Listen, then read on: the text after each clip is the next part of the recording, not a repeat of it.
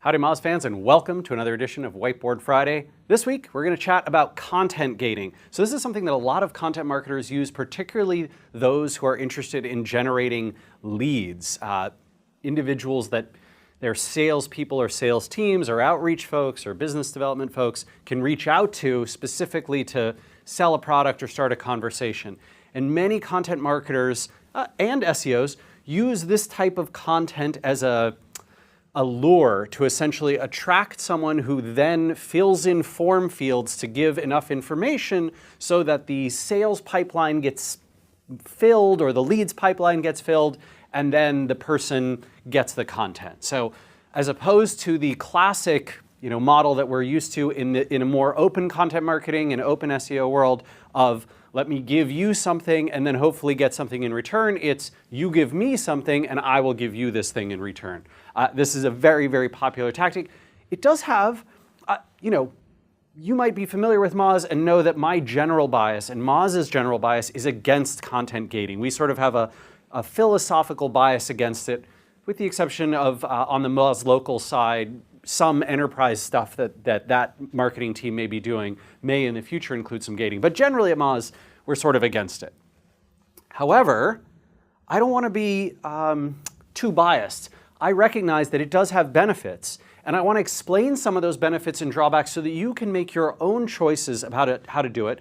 And then we're going to walk through some recommendations, some tactical tips that I've got for you around how you can improve how you do it, no matter whether you are doing open content or full content gating. All right, the two.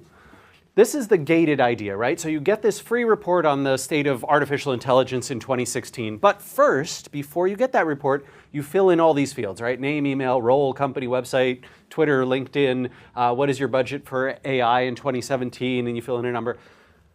I'm not kidding here. Many of these reports require these and many other fields to be filled in. I have filled in personally several that are intense in order to get a report back. So it's even worked on me at times.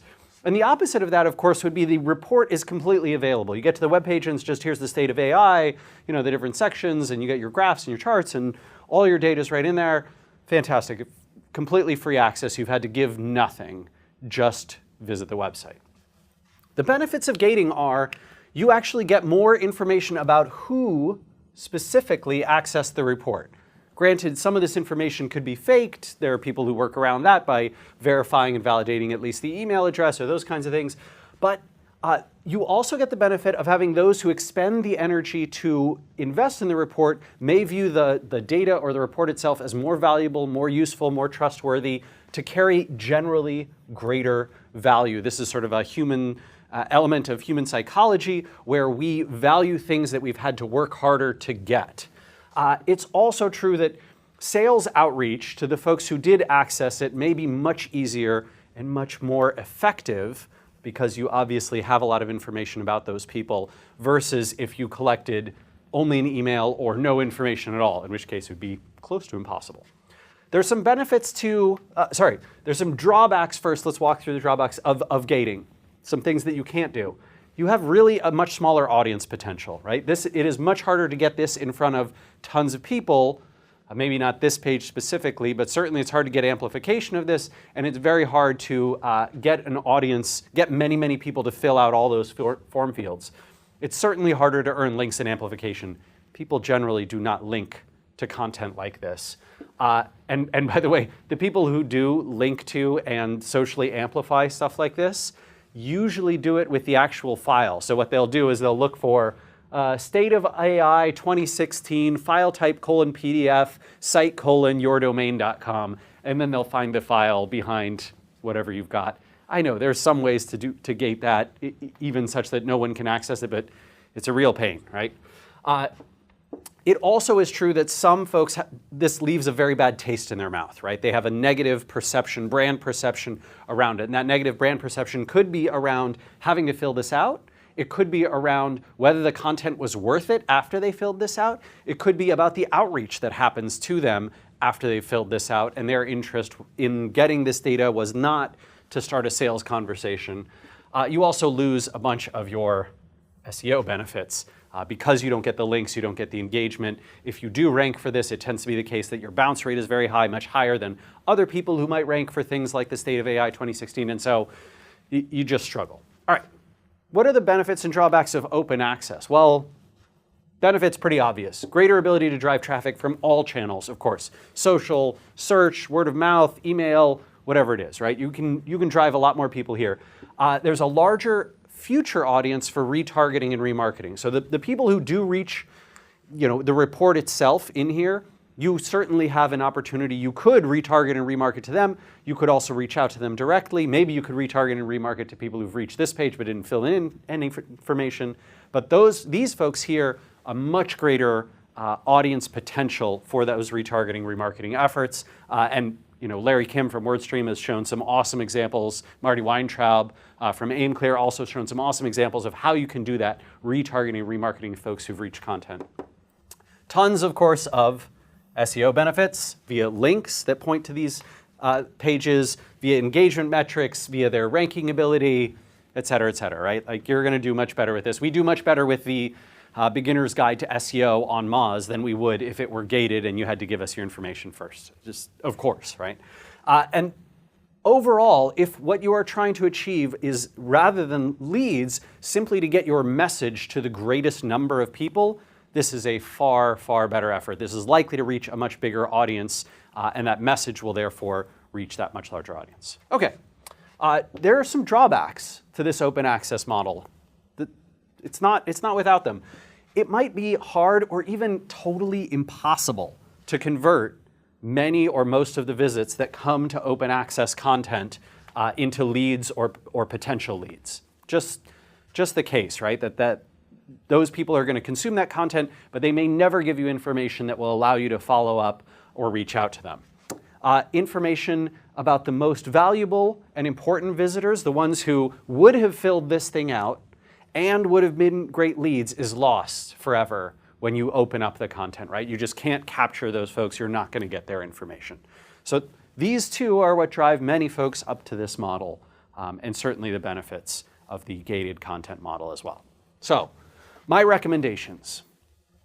It's a fairly simple equation, right? And I urge you to think about this equation from as broad a strategic perspective and then a tactical accomplishment perspective as you possibly can. And that is, if audience size, reach, and future marketing benefits are greater than detailed leads as a metric or as a value, then you should go open access. And if the reverse is true, right, if detailed leads are more valuable to you than the audience size, the reach, potential reach, the amplification and link benefits, and all the future marketing benefits that come from those things, the ranking benefits and SEO benefits, if that's the case, then you should go with a gated model. Okay, you get lots of people at a open access model, you get one person, but you know all their information in a gated content model.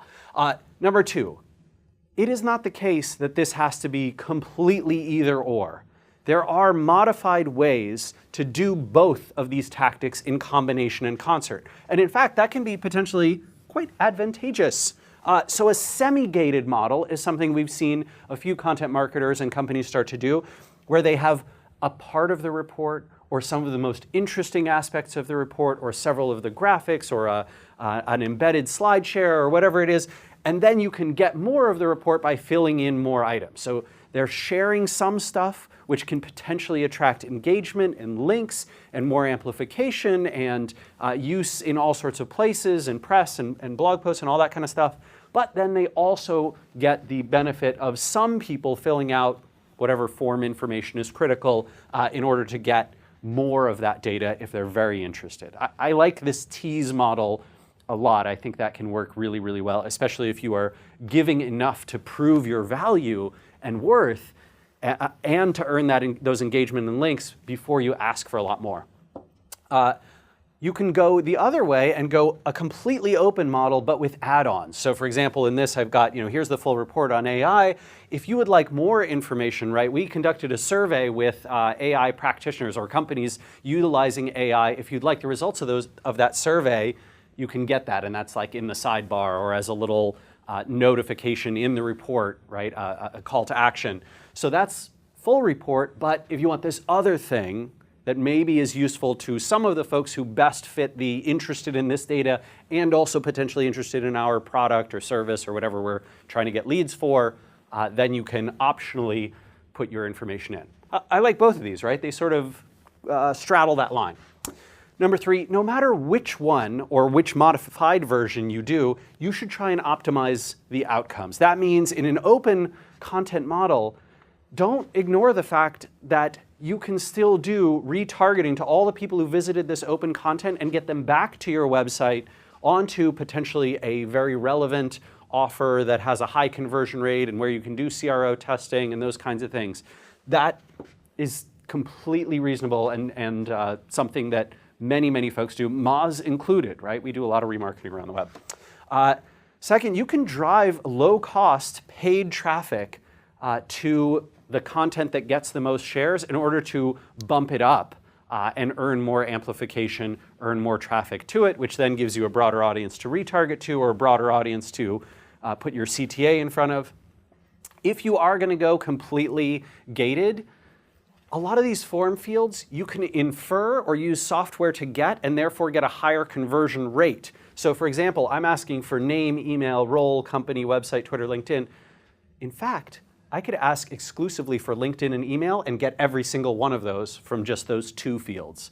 I could even kill email and ask them to sign in with LinkedIn and then request the email permission after or as part of that request, right? So there's options here. You can also ask for name and email and then use a software service like Full Contacts API and get all of the data around the company and website and role and title and LinkedIn and Twitter and Facebook, et cetera, that are associated with that name or that email address, right? So then you don't have to ask for so much information. Also, you can try putting your teaser content in multiple channels and platforms to maximize its exposure so that you drive more people to this get more. If you're worried that, hey, this teaser won't reach enough people to be able to get more of those folks here, you can amplify that through putting it on SlideShare or republishing on places like Medium or submitting the content in guest contributions to other websites in legit ways that have overlapped audiences and share your information that you know is going to resonate and will make them want more. Now you get more traffic back to these pages, and now I can convert more of those folks to the Get More system. So, content gating, not the end of the world, not the worst thing in the world. I personally dislike a lot of things about it, but it does have its uses, and I think if you're smart, if you play around with some of these tactical tips, you can get some great value from it. I look forward to your ideas, suggestions, and experiences with content gating, and we'll see you next week for another edition of Whiteboard Friday. Take care.